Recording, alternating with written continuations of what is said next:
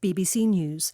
Austria's Chancellor has said he's pessimistic about the chances for diplomacy over Ukraine after a face-to-face meeting with President Putin.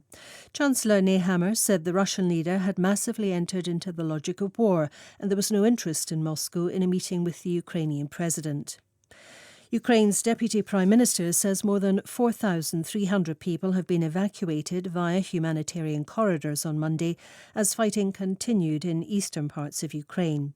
Irina Vereshchuk said most of those travelled from Berdyansk and the besieged city of Mariupol to Zaporizhia. France says it's expelling 6 Russian diplomats suspected of working as spies. Security officials said they'd uncovered a clandestine operation by Russian intelligence services in which the diplomats had been working contrary to French interests.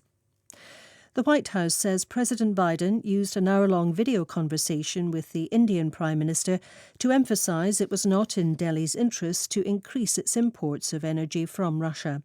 A spokesperson said Mr. Biden told Narendra Modi the United States stood ready to help India diversify its energy imports.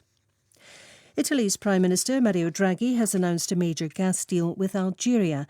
At present, 40% of Italy's gas supplies come from Russia. President Biden has announced new rules to crack down on what are known as ghost guns, privately made firearms without serial numbers that are increasingly being used in violent crime in the US. Ghost guns are sold in kit form and can be assembled at home. And the family of an Egyptian activist who was a key figure in the country's uprising in 2011 say he's been granted British citizenship while inside a Cairo prison. Alaa Abdel Fattah, who was jailed for 5 years in December on charges of broadcasting false news, had been on hunger strike in protest at his conditions.